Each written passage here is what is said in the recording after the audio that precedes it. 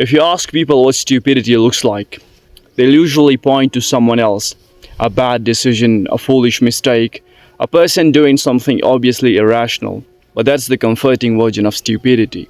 The version that lives in other people, the version that allows us to feel separate from it. The uncomfortable truth is that human stupidity is not an exception, it's the default. Not because humans are incapable of intelligence, but because intelligence and stupidity are not opposites. They often exist inside the same person, sometimes inside the same decision.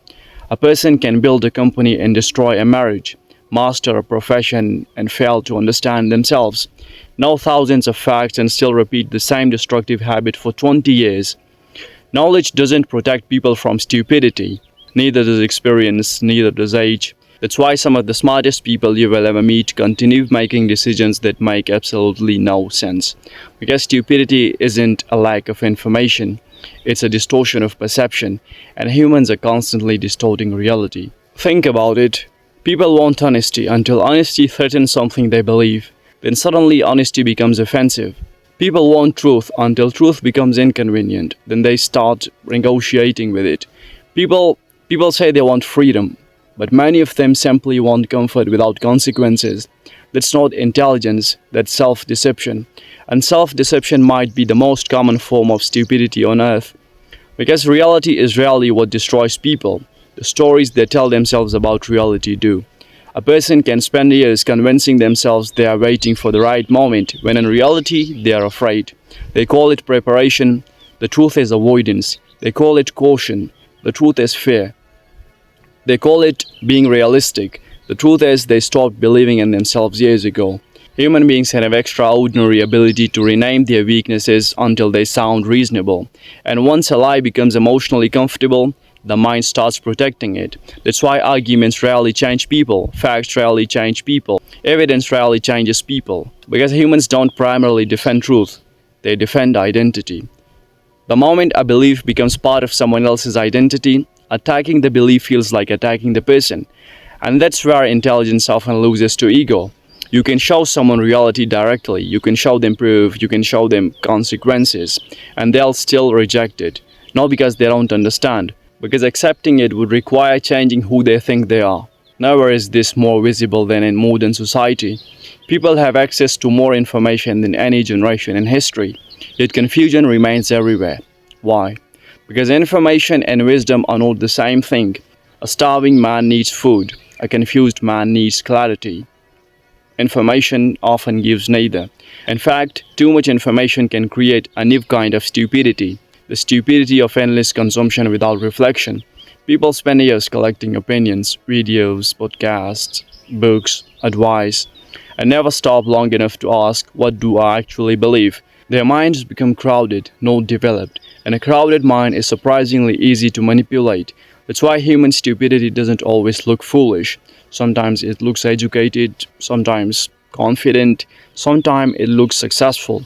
Because intelligence is not measured by how much you know. It's measured by how honestly you can confront reality, including the parts that make you uncomfortable, especially those parts. And this brings us to the deepest form of stupidity, the refusal to learn. Not learning facts, learning about yourself. Most people spend years studying the world. Very few people spend years studying their own patterns, the same emotional reactions, the same mistakes, fears, excuses. It's remarkable. Humans can identify patterns everywhere except in themselves.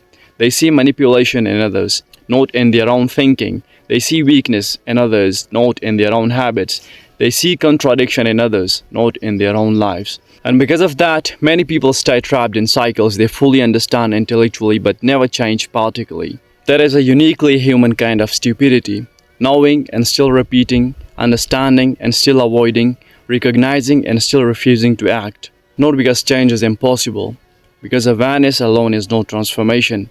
And perhaps that's the biggest misunderstanding of all. People assume intelligence means arriving at the correct answer, but life rarely rewards answer. Life rewards adaptation. The person who can adjust when reality proves them wrong will always outperform the person obsessed with being right. Yet ego keeps pulling people in the opposite direction, towards certainty, defensiveness, toward protecting beliefs instead of updating them, which is why some people become wiser with age, and others simply become older. The difference is not intelligence, it's humility. The willingness to admit, I might be wrong. That sentence has probably created more growth than genius ever has. Because the moment certainty weakens, learning becomes possible again. And maybe that's the strangest thing about human stupidity. It doesn't come from knowing, it comes from thinking you already do. Because the most dangerous person isn't the ignorant one. The ignorant person can learn. The dangerous person is the one who has stopped questioning themselves. The one who mistakes familiarity for truth, comfort for wisdom, confidence for understanding. And if there is one lesson hidden inside all of this, it's this. Human stupidity is not something we can escape once. It's something we continually confront, not in other people, in ourselves. Because the smartest person in the room is not the one who makes the fewest mistakes. It's the one who notices their own illusions before those illusions start running their life.